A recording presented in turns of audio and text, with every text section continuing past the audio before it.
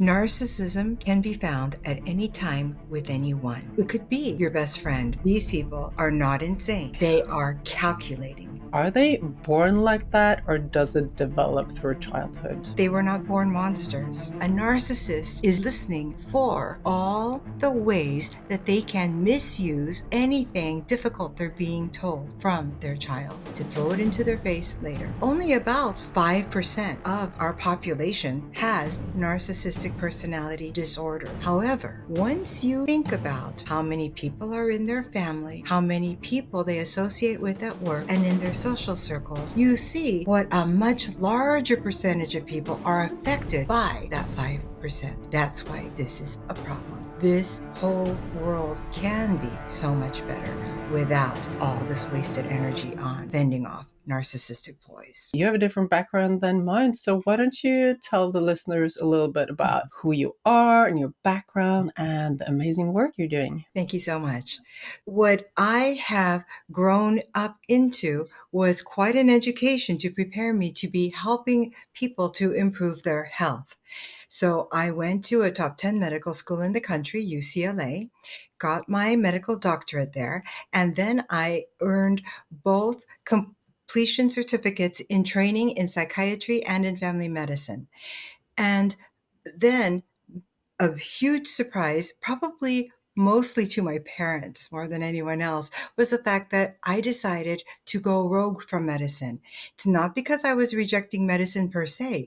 It was because while I had learned a lot of important concepts and protocols and paradigms, I still wanted to be able to tap into people's souls, deep into their emotions, because I was noticing this trend in family medicine that the man who kept coming in for unexplained chest pain, or the woman who kept coming in for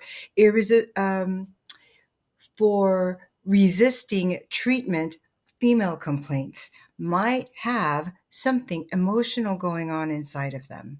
Okay. And for some people, there might even be deeper elements going on, things that affect their spirit, their energy level itself. So, what I am doing now is taking, as an entrepreneur, all my psychiatric or allopathic medical tools and combining them with my metaphysical tools, that of meditation. It's sort of an East meets West thing here. I am using energy healing, theta healing. I am doing a proprietary formula of techniques in order to get women who are professionals or entrepreneurs to more quickly recognize, recover from, and if need be, rebuild their lives from a narcissistic relationship. This narcissistic relationship could be with a business partner who ended up embezzling all their money and taking off. It could be with a parent or a sibling, a friend or a lover. It doesn't matter who the person is. What matters is the type of treatment they might have been receiving from that person, especially in the long term. My goal is to bring about from within them, within their soul, their heart, and their mind, this level of energy that increases insurpassably so that they feel confident again, really confident, so that they can allow their voice to return and to blossom, so that they can achieve what they dreamed of when they were younger, before they forgot their dreams during the time of ill treatment. And this way, they can be role models for their children and their children's children, bringing about this beautiful legacy of power through community and fairness in relationships. Wow, that's giving me goosebumps, Eves. Thank you. There's so much to dig into here. And first of all, I think it's like symptomatic of the society we're in now, that so many people come from, you know, traditional medicine saying, I went into it because I wanted to help people, and I see that there is a shortcoming there with the tools, the protocols, the knowledge that we are applying as doctors, as psychiatrists. Like, there is something more, and it's deeper, and we need to address it in order to get change. So I'm so glad you're on that path and that you're doing such amazing work with people. Thank you. It might be helpful for the listeners to know that while I was in medical school and then in residency, I discovered that I myself had been in a narcissistic relationship. And in that regard, this system of medical training failed me because I hadn't been able to learn from a textbook and say, ah, this is me. I could use some help. In the system, things that are not as much addressed by the physician are not as much discussed. Granted, there's a ton of information that we are learning. We are mastering so much. And yet, this business of uneven relationships, changing someone's level of being heartened, having hope, having confidence, being able to express the resiliency in terms of how they cope with life and how they maintain their physical health. All of these things are in oneness or connected to each other. And yet, this one aspect of dealing with someone who is a sociopath or a psychopath and is narcissistic falls to the wayside within our training because we are instructed, or at least I should say that I was instructed in my training program to hand off this client to a social worker or a psychologist who then had the appropriate resources for this person. And yet I'm the one in charge, so to speak, in this person's care. I should be able to know how to recognize more specifically things so that I can better address them with them and therefore heal them sooner. That's why I've stepped out of the MD box and do what I do now. Amazing and so interesting. And like we both know, and the listeners to this show, they are really, they have a great understanding of, you know, that we are complete human beings, that you cannot separate a symptom from the root, because like it's all connected, the emotional and the spiritual and the mental and the physical. It's all connected. So it's so interesting. So let's dig into your field of expertise. I have to admit that I don't know anything hardly about narcissism. So I'm Mhm. so glad that you're here and can really bring us into this field and help us understand more. So, what's the definition of narcissism? This is a great question because this is a buzzword that so many people are using now. It's like as soon as someone does something that makes someone else's feelings hurt, they say, oh, they didn't even think about how I was feeling. What a narcissist, you know? Now, I am laughing. However, I just want to define that narcissism is a spectrum. And there is positive narcissism, and then there's the negative. Okay. So, narcissism is about prioritizing oneself. The positive aspect of it is we use it as a defense mechanism so that we can gather our strength if we are professional to go to the boss and say that we deserve a raise. It takes our thinking something of ourselves in order to stand up for ourselves in a time of need. It's wonderful to have. Now, when a person, however, has some ulterior motive and wants to manipulate someone, especially if they want to manipulate them in under stealth, not let them know what they're doing. We call this covert manipulation. Then this person is not trying to even the playing field. They are trying to draw everything into their own favor. This is not healthy narcissism. Okay, so when we talk about a person who habitually manipulates, feels entitled to manipulate, and who does not seem to have any regard for stepping on other people's toes or doing much more damage, this person we would call someone who might have a narcissistic personality disorder. The hallmark to someone who actually has narcissism to the point of it being a personality disorder is that their behavior does not bother them one bit, but it drives other people crazy. Okay. So, narcissistic personality disorder is over here at one end of the spectrum. There are other people in the middle of the spectrum who may have traits that this person has, but doesn't use them as extremely. They may pick and choose. And they may be sorry after they do it when they see how a person's affected. All right. And then we have the people who we would say are more healthy emotionally speaking, and they not only stand up for themselves, but they will stand up for others also, bringing everyone into the fold of let's be a team and support one another instead of let me be my one person team and throw down everyone else below the bus so that I can win every time. Wow, that's so interesting. And I think, a lot of people have been used to thinking about narcissism as something purely like bad, and that it's either you are like 100% narcissist or you're not. And just like the fact that it is natural, it's normal. At the one end of the spectrum, it is healthy, and it is about taking care of ourselves. It's a survival mechanism, right? And Exactly.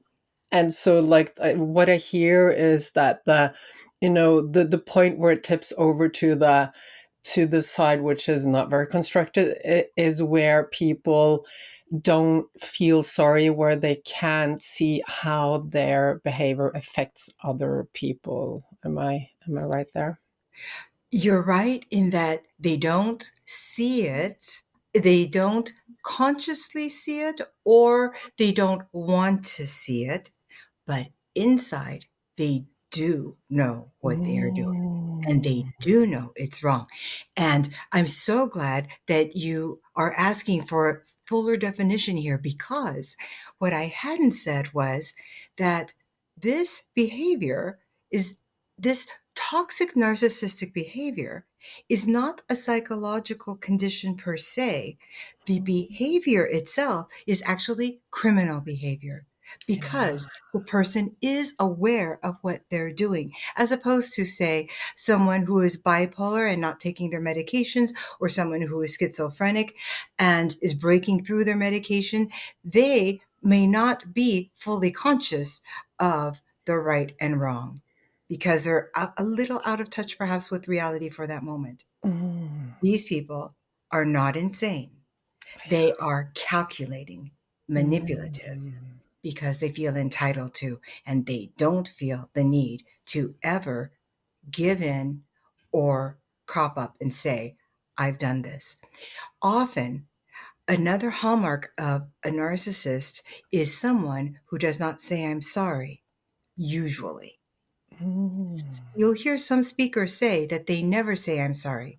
Well, I have personally experienced narcissists who do apologize, usually in the service of reeling me back in so that I will further engage in other ploys of theirs, or they want to get on someone's good side so that the other backs off from thinking that they might be a narcissist.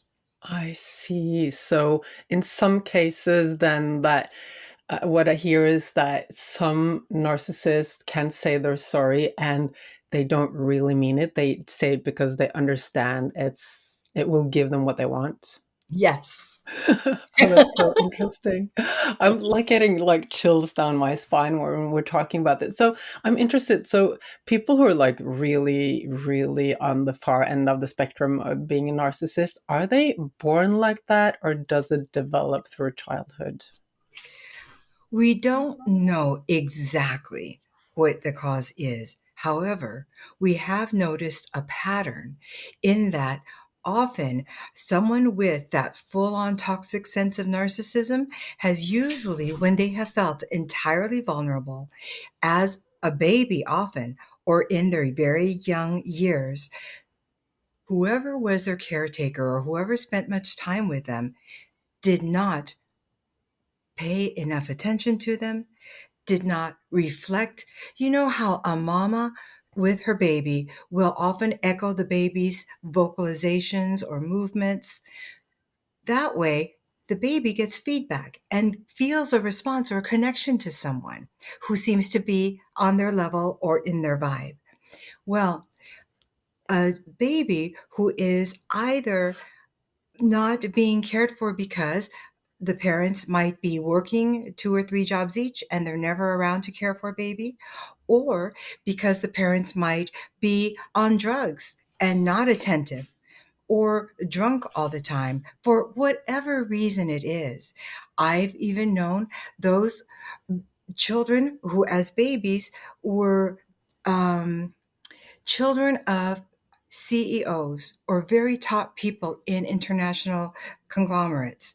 And they were not paid much attention to because mom was busy doing her philanthropy, and it may have been a nanny who was taking care of the baby, but not giving the baby the sufficient interaction. What happens in this kind of situation when the baby cries or vocalizes and there's no one there to connect with him or her is that the baby then feels scared. A baby is very helpless. So if there is no one consistently there giving feedback and responding and making this baby feel safe, the baby then comes to the conclusion that this world is not safe and warm and loving, but is cold, impersonal, and hostile. This baby then grows into feeling that they are owed what they haven't been given, especially when they see other children receiving it as they get older. And this is the kind of person who then, in relationships with their boss at work, with their own friends at home, or with a girlfriend or boyfriend, will be more demanding of their time, of the other's time, adulation, compliments, attaboys, because they know they were deprived of it. And they're looking to these other people, whoever is currently in their life, to make up for what they didn't have in the past. Mm, wow, that's so it's so painful, Eve, because Yes. and yes, although you're saying we're not sure and we see a pattern, and what you're telling me here matches my teachings, what I've learned and what I've seen, experienced. It is the formative years, the first years of our lives. What we are presented with, our environment really affects everything, and the security attachment for a small child is everything. And if we don't feel loved, if we don't feel seen, we will understand the world as unsafe, as you're saying. And our brains are wired to keep us safe. It's the number one, it's the top priority, and we will do anything there is in order to feel safe. And painting that picture really helps us understand how this is a survival mechanism and that it is natural. And in that sense, we can feel empathy with the people who are really far out there and on that spectrum. And so I'm really curious, is there like people who are 100% out on the spectrum of like really narcissistic? Is there a way back? Like, can they change? We have not seen that happen. Hmm. People who are more in the middle of the spectrum of narcissism can definitely become more informed, make attempts, increase their mindfulness, and shift. But the ones who are at the end of the spectrum, probably like most other personality traits, it's sort of like a rubber band. They can scoot, but only so far. Yeah, And it's not usually ever completely out from that. yeah. I would love for the right research to be accomplished so that perhaps we could see consistent results with one group after another of that type of narcissist shifting more into the mainstream. But that is yet to be seen. Hmm. Yeah. And that brings up another thing, we're both working with helping people to change really. And Mm. I see that one of the prerequisites for change is that you have to want it yourself. Like I can use all my techniques, hypnosis, we can reprogram the subconscious, we can do everything. Sometimes clients come to me and they're like, yeah, I have this issue, I want to get rid of it. And then we go back and we see that the root cause is stuff that happened during childhood. And Mhm. I can think that we have a wonderful session. It'll let go of so much emotional stress, and the client really can see everything in a new light and perspective. And then next session when I meet them, nothing has changed. Mhm. And it is, and this is really interesting. I like, this is one of my focus areas. How can I help these people change? And I think, what I see is that sometimes people say they want change and they don't really want it. And why don't they really want it? That can be, several different reasons. And I think one of the reasons is that our brain is protecting us by keeping us in the old patterns because that is what is safe. So although we at a conscious level say, I want change, if our if we have so much pain inside, then our brain, our mind is protecting us so well and just holding on to those old patterns. And when we're speaking of narcissism, that is one of the really, it's one of the roughest, hardest, toughest protection mechanisms there is, in my from my point of view. And I can just imagine that the ego, the mind, will do everything to just like protect whatever the old patterns are. And I suspect that is one of the things leading to that being difficult. And I think everyone can relate to the fact that it's realizing that you're doing something which is suboptimal is painful, right? We want to be perfect, and our ego is protecting us, wanting us to be like, perfect. And whenever, like, speaking from my own experience, when I have to admit that I've been, far off the track I want to be on and not very constructive with my behaviors, whatever, it hurts. Indeed.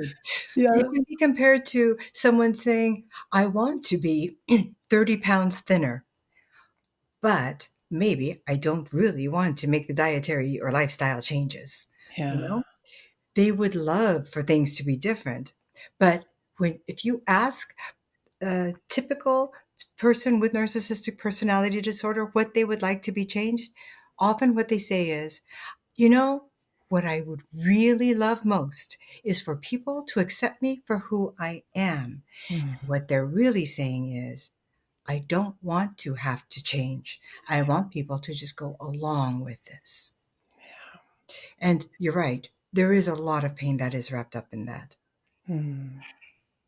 Wow. Oh, What I were was you? I was just thinking along these lines, you know, a person often doesn't come to a psychiatrist until they're in enough psychic pain, right? Well, the time that a psychiatrist often sees someone with narcissistic personality disorder is usually once they've reached around their 50s or in the 60s. They're retired from work or they're getting close to retirement. They've already turned off their romantic partners, their family members, their friends. People who really have been hurt by them don't want to be near them. And then once they are retired, where are the relationships? Where is their life now?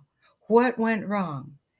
That's when they are willing to see what may have contributed to this and test the waters for change. Mm. Yeah. And when you've been in those patterns for 50, 60 years, yeah, change is difficult for sure. And you're bringing up a really valid point. People go and get help when the pain is too big. And I can just assume that for a narcissist, the pain, it takes a while until the pain is really painful, right? Because they're choosing it themselves. Yes. Mm.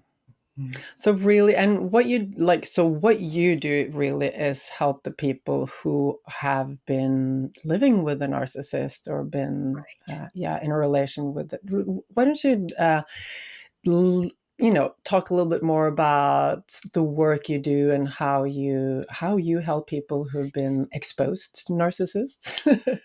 Thank you. Yes. So, one of the first things that I do is talk to them, just as we are talking, about how a narcissist came to become one, so that they can understand that these are humans who have gone through some often really trying circumstances. It's not to excuse them. It's just so that we can remember that they were not born monsters and we can have love for them. But in the case of a lover or a family member, often, if it is extreme enough behavior, it's better to love them from a healthy, safe distance. And it is not ever in our best interest to endanger ourselves by staying near anyone who harms us. And often we talk about harm being physical. And yet, in the typical narcissistic relationship, there is so much emotional, mental, financial, and all kinds of other harms that come to a person who stays with a narcissist long before, if ever, the physical harm should show up. So, I have heard women so often excuse the narcissistic abuser by saying, "Oh, but no, he's not really narcissistic. He's never hit me. I'm not really, I'm not being abused. It's just he doesn't understand." And so I want to explain to him that he doesn't have to be this way, that I can just keep loving him more and more. And so, after describing the history, typical history for a narcissist, then I educate this person on the limits, where the boundaries are between them as a victim of a narcissist and the narcissist, so that they at least can reprogram their minds and shift that boundary around them closer to them rather than right around the narcissist. I have found person after person. I happen to say woman because in my practice, most of the people I see are women. However, these can be men or women. And now that we have different genders, I want to emphasize that this this predicament does not have any walls. This affects all genders, all socioeconomic strata, all races, all anything. It doesn't make a difference. You can find them anywhere in the world, in any kind of a situation. And an interesting tidbit is that only about 5% of our population has narcissistic personality disorder. However, once you think about how many people are in their family, how many people they associate with at work and in their social circles, you see what a much larger percentage of people are affected by that 5%. That's why this is a problem, and one that has moved me to work with others on creating this large wave of awareness on this planet so that people can more rapidly recognize when someone is starting to play them and nip that in the bud so that their energy can then be used to focus on making their own relationships more beautiful and wonderful. Whatever their passion is vocationally, they now have energy and the bandwidth to devote time to it and come up with more creative ideas to make the world a better place. This whole world can be so much better without all this wasted energy on fending off narcissistic ploys. Wow, I'm hearing that this is your vision, Eve. And it's so beautiful. And I so agree, yeah, it's those 5% and all the people they are in touch with on a daily basis. That is a lot of people. And I see the word narcissism come up like everywhere people are talking about it. I do think that a lot of people are affected by it at different levels. Of course, we have the spectrum. People are different places on that spectrum. And for sure, if we are in a relationship with a narcissist or our boss is a narcissist, whatever, it does affect us so much. So, can we, go more into the part like why does it affect us so much? How does it affect us? And then lead into what can we do? Yes, yes. We will circle back to that. You asked a great question. Why do people respond the way they do to others who behave narcissistically? The way we behave is depending on what our own paradigms of social behavior should be. So, if we feel hurt, we would expect someone to have sympathy and to show a bit of empathy for us. And when someone doesn't show us empathy or sympathy, the thing is that we only think in terms of one paradigm of social behavior.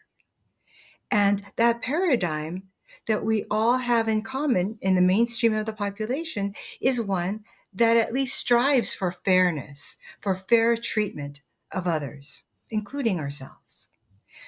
So, what happens when we put someone who is thinking along this paradigm next to a narcissist who thinks along an entirely different sort of paradigm?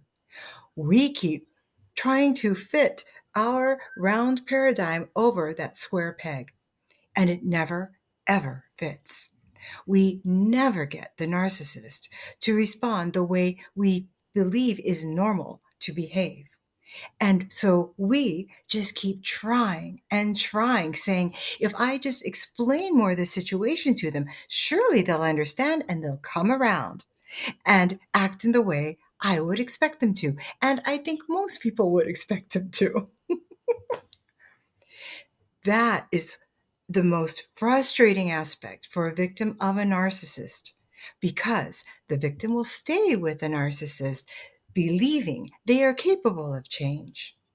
And if they just keep on hopping from one way of doing things to another, hopefully one day they'll hit on just the right answer where the narcissist will go, aha, oh my gosh, I can't believe I've been doing this to you for all these years. I am so sorry. It just doesn't happen that way. It really doesn't. And again, I am speaking toward people who are on the toxic end of the spectrum because all of us will do some narcissistic things and we will, if confronted with that, usually apologize. Usually we'll come from, well, I'm sorry. I was just panicked because this had happened in the past. And when it happened, then something terrible happened next. And all I could do was think, I need to find a way out. And so I apologize because what I thought was the best answer for me at the time turned out not to me. And I did not mean to hurt you. That is not usually what you will hear from a narcissist. Yeah, and it's so it's so interesting, like what you're saying, and I think it applies to a lot of other things when it comes to relationships. A lot of people go, and we're speaking of relationships in general now.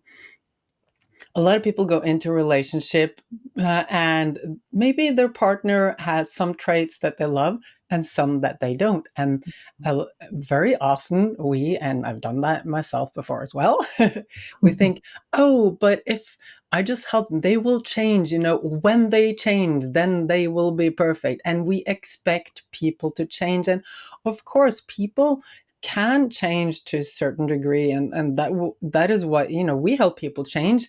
um some personality traits, they can be tweaked and changed a little bit. when the person wants. And still, like, a person is a person, and I think we so often just rely on the thought that they will change. If I just do this, they will change. If I just wait long enough, they will change. And we have a hope that people will change. And yes, some change is possible to a certain degree when people really want. And still, people are people. And staying in a relationship hoping that someone will change is not a great foundation for a relationship, right? Exactly. Exactly. I've even heard people say, "Oh, yes, you must train your husband." That is Oh, just yeah. oh, Yeah, yeah, yeah, yeah. it's like nails on a chalkboard. There is Yeah. something to be said for flexibility between two people. It's Mm, wonderful mm, if one can flex, and then they can get along even better.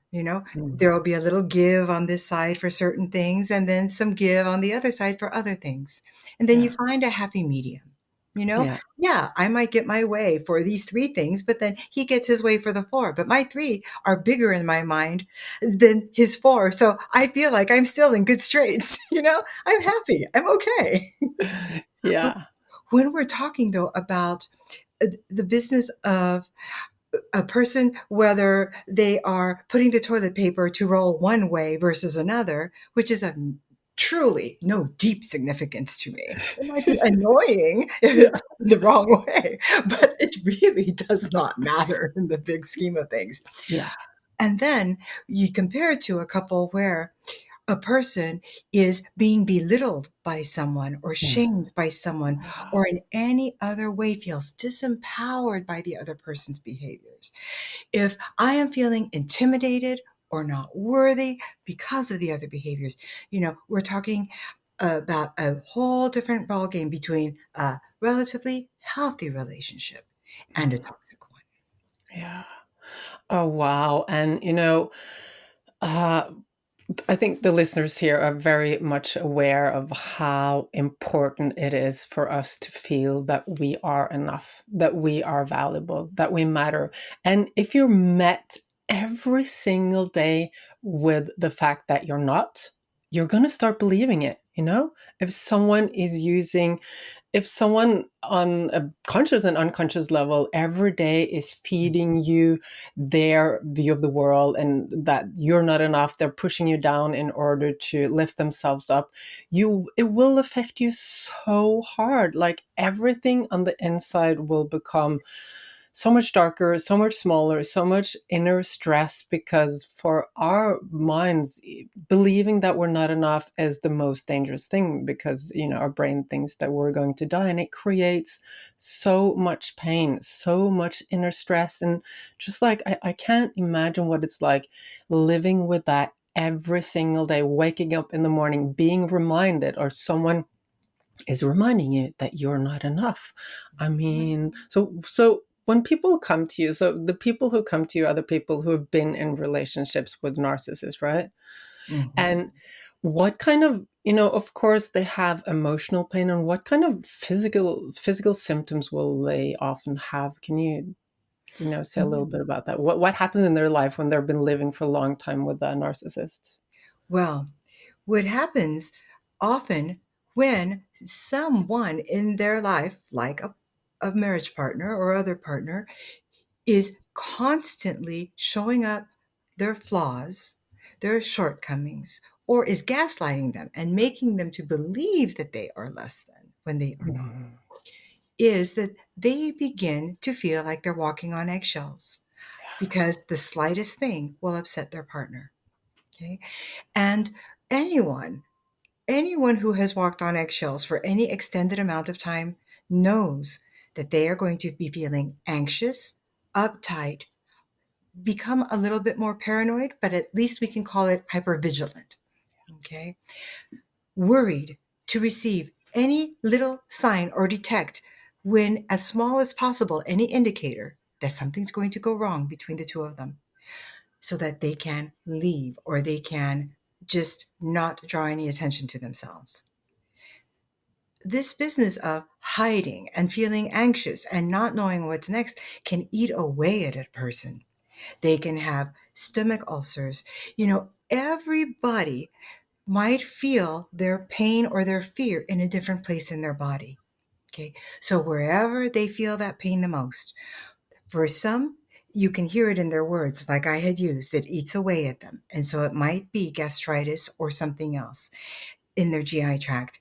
For others, it might be all this tension up here, and they feel that they have the weight of the world on their shoulders. Okay. Some more common types of complaints that I will hear from people are I can't fall asleep or I Yeah. can't stay asleep. Okay, because they can't fully rest. They're not relaxed enough or comfortable enough. When a person is uneasy, they can have a quickened pulse, they can have a higher blood pressure, they might eat more, so they might weigh more. They might not be exercising, they might be feeling less and less motivated to self care because they are feeling like less and less of themselves. So, all the problems that are related to obesity, to habits like drinking or smoking or overeating, habits people might take in order to escape from this can come to the fore. I mean, basically, it can lead to so many different kinds of things. Yeah. It's really, it's just atrocious, really. Yeah. Yeah. Wow. And so, okay, so what let's speak about how you help people, and like people who are listening in now who are just like who are not working with you or another therapist, what can they do to protect themselves? How do they deal with narcissists? And what can they do with themselves to help themselves? Okay. Big question, I know. No, that's fine. Thank you very much. I've talked a lot about a lover, and we can still think that way. I just want to bring in other things because I don't want to single out that it's only lovers. I Yeah. want everyone to know that it can be anyone in your life, right? Yeah. So for the next examples, I'm going to use a parent. Okay. So let's say a parent is a narcissist. It shows itself a little differently when it's mother to a daughter and a father to a son. Okay. Now, with either parent, when we know that the the narcissist is feeling vulnerable and less than worthy and feels the need to drag other people down in order for them to feel elevated, then we can predict that a parent who should be the protector of a child, even an adult child, is going to be looking for any holes that are showing in a story that the child gives to them. So, an adult child, when talking about purchasing a new home, but running into some financial or other issues related to this purchase, when sharing this type of information or any other kind of information that can make them look more vulnerable, when they should be able to depend on a parent to hold them and protect them, hold their space, encourage them, speak well of them, when they are with them as well as when they are not. A narcissist is instead listening for all the ways that they can misuse anything difficult they're being told from their child to throw it into their face later. Okay? It's really sad. So, what is important to do with any narcissist then is to keep the conversation superficial. Never ever talk about anything deep, anything going wrong, and especially anything that you consider a weakness or a vulnerability. Guaranteed, they will be used against you whenever the narcissist feels the time is right. This isn't about lying to them. This is simply about making sure that we stay within the limits of what is safe. Because the narcissist is not out to protect us. It's up to ourselves to do the job. So we in effect, become our own authority figure, become our own parent, our own nurturer in these situations. And that's easy for us as adults. It's more difficult for children to do that. Children are much more open, and they are used to looking up to, respecting, and leaning onto adults. And that's why it is so important, even more so than people might imagine, for us as adults to be exhibiting this type of behavior to protect ourselves so that we role model it for our children. And they can see, mom does that whenever we go to Aunt so and so's house or to grandmother's house. And so there's a reason for it. And they can pull that from their toolbox when the time comes for them to deal with a narcissist. I really like that advice. It is really empowering. You're defining yourself, where the borders are. Like you're saying that, okay, I'm letting people in up until this point and not any further. So Yes. talking about the safe stuff, not the deep stuff. That's a good advice. Mhm. So what else can people do in order to, protect themselves and deal with, what if your boss is a narcissist? Listen, ultimately, the more extreme the behavior, the more imperative it is for you to leave that situation. So I'm just putting that out there to begin with. Mm, My own brother was dealing with a situation in his younger years of his career, where his immediate boss was a cocaine addict and took all credit for my brother's work as if it were his own, which would keep the narcissist getting accolades and promotions, raises, whatever, and would keep my brother in the same position. Ultimately, to the utter frustration of my brother, who was trying to do this or that, he ended up needing to leave that corporation and work for another, where within, I think it was a matter of within 2 years, he became a VP. wow. Amazing. Amazing the difference. So I went to that extreme just to paint this picture in people's mind Mm, that it isn't always necessary to stay within that relationship when it is so consistently and deeply harmful. mm, Now, shy of that, when you must deal with a boss, go along with whatever pompous things might come out of their mouths. There are two kinds of narcissists. Really, they can say many, but I'm simplifying and just putting them in two categories. One is the overt narcissist. He just puts himself out there. Everything he does, he acts large and in charge. He's bombastic. Actually, he's the safer one to be around because you see his colors. He yeah, puts them out there flamboyantly. yeah. The one to watch out for is the clandestine narcissist, the covert, because this person is sneaky. Instead of blasting to everyone just how wonderful he is, he's more of the type that will say, oh, there was this situation, so and so was suffering. And then out of nowhere, I came up with this idea. And look, I was so surprised and it worked.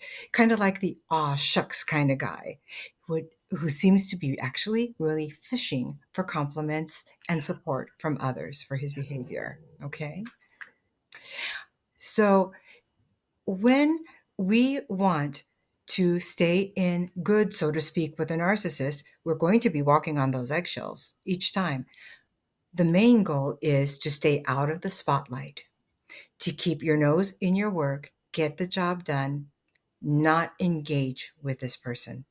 Because the less you actually engage with them, the less opportunity the boss has or anyone has to do anything to you. Mm, Also, whenever a boss is saying things and you are getting increasingly uncomfortable, you can make comments that are not endorsing what the boss is saying, but you can say things like, I see your point. Oh, yes, I can understand that. Or other comments that echo that, okay, you've heard him. Yes, the person can feel heard. You're not agreeing with him. You're just acknowledging his opinion. Okay. That way you can get through conversations with a narcissist rather than letting the narcissist put you in this contrary state so that he can really tear into you.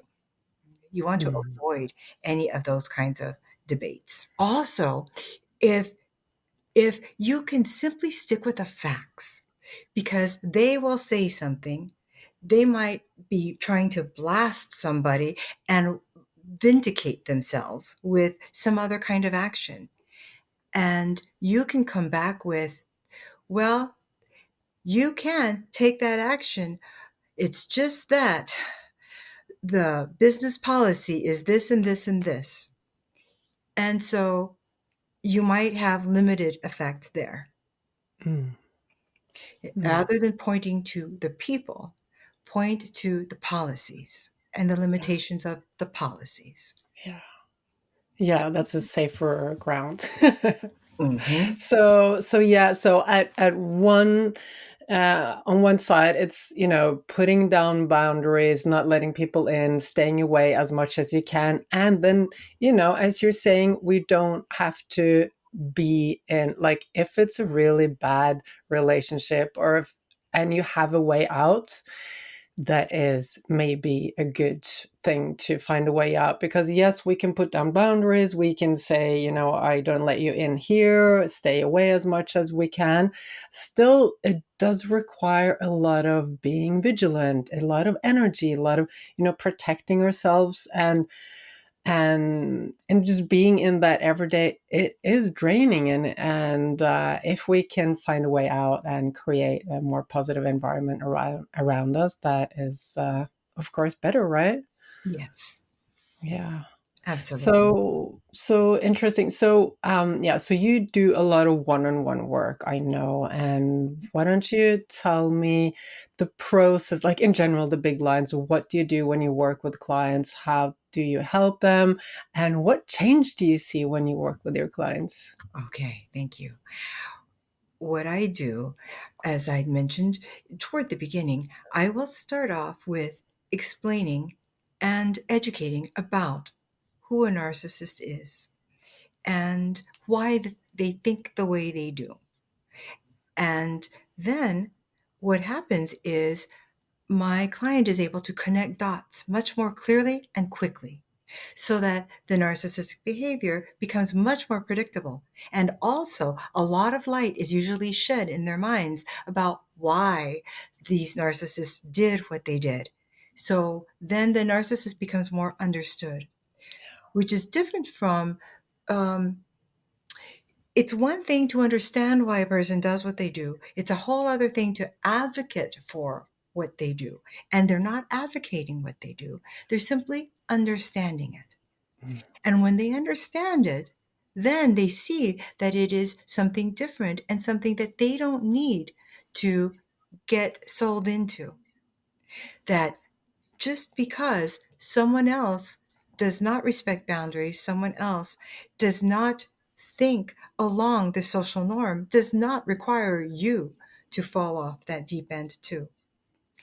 So, as they learn the differences, the compare and contrast, then they become more aware of where they do belong. And this becomes an exercise that they engage in every day, multiple times a day. Now, when I'm working with my clients, the shift then goes after that. That's basically the only time that I am emphasizing the narcissist. The rest is about my client. So, what I do is I pull from my knowledge as having been a psychiatrist. I have been trained tricks of the trade, so to speak, how to recognize certain things about other people. And I share some of those secrets with my clients so that they become more savvy psychologically. Okay. So it's harder to pull a fast one on them. They become much more aware, much more trained this way. At the same time, I am showing them coping skills.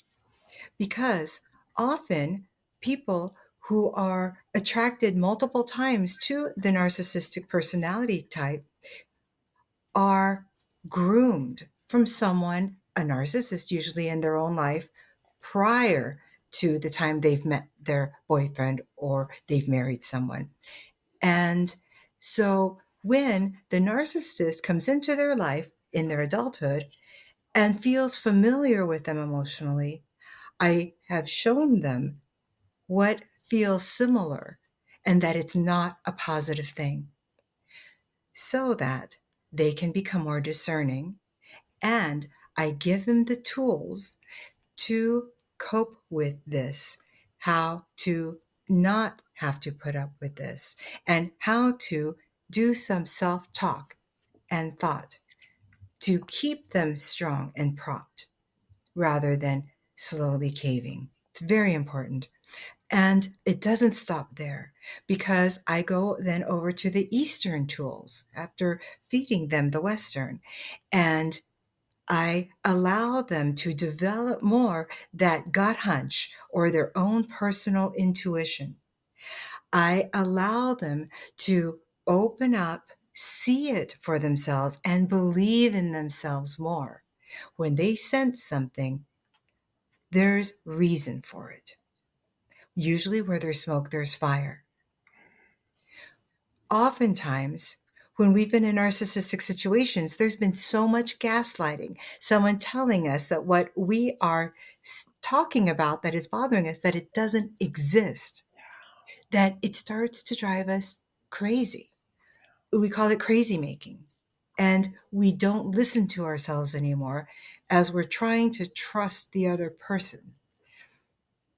This gets curbed down dramatically while people work with me because I help them to believe so much in themselves, to gain so much strength in terms of coping skills, to gain their confidence, which gives them a greater capacity to deal with these people and to get beyond them, that they cannot go back into that tiny little box that they had been pushed more and more into over years with one narcissist after another. And I then give them a new way to be with people so that as days go on and they meet more and more, they practice this other way of dealing with them in a way that is fair and yet appropriate in terms of boundaries, and allowing them to take care of themselves and nurture themselves during the entire process. It's a whole new ballgame by the time they are through with me. Wow, wow, wow, wow. That's so interesting, Eve, and thank you so much for letting us dive into all your knowledge. And to wrap up, what else do people need to know? Is there something that we've missed that is really good to put out there in terms of understanding narcissists or dealing with them or helping yourself? Okay. Narcissism can be found at any time with anyone. It could be your best friend of 10 or even 20 years. It's just that you may not have been on the wrong side of the other person. Mm. So it's important to, at the very least, I believe everyone should learn about the different basic mechanisms that, or manipulations that narcissists use so that they can spot them much more quickly. Use that radar that you've got and believe when you feel something feels odd, unfair, like you're being stretched. Listen to that. Most of us will make excuses for it because we want to think the best of the other person. Okay. But remember, we are acting along one paradigm. The reason you're feeling these things from someone is because they are not working with that paradigm. And when you notice that you are being emotionally affected by these people, definitely reach out for help. It can be with a church pastor, it could be with anyone in the community who is knowledgeable about some of these dynamics. However, the most effective way to go is to find someone who is specifically trained for this. Remember, I have been a psychiatrist and I was working amongst other doctors being trained by them in my field. And I still did not adequately recognize that I was in a narcissistic relationship. I even went to a psychologist who was known to be helping medical students at my top 10 institution, the medical school. And he did not deal properly with the situation that I was in with my partner at the time. He said what we say with the normal relationship paradigm. Well, the truth is somewhere in the middle, and neither one of you is really at fault. No, that's not how it is. So when you do go for help, seek out someone who specializes in this care. Make sure that at least 50% of that professional's clientele is working with people in a narcissistic relationship. If they can't claim at least 50%, if they just say, oh, yes, I have one, well, here or there, or I've taken care of 6 couple, no, that's not going to work. Okay. Find an expert. I love doing what I do because I come from that scientific medical background, and I also care compassionately about the souls of people that I help.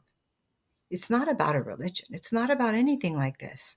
It's about going beyond the science of the logic and going into all that's inside of us, the abstract emotions, everything else inside that we can't quantify exactly, but we just know that we're affected by. If you found this interesting, I'm sure you'll find this one interesting too.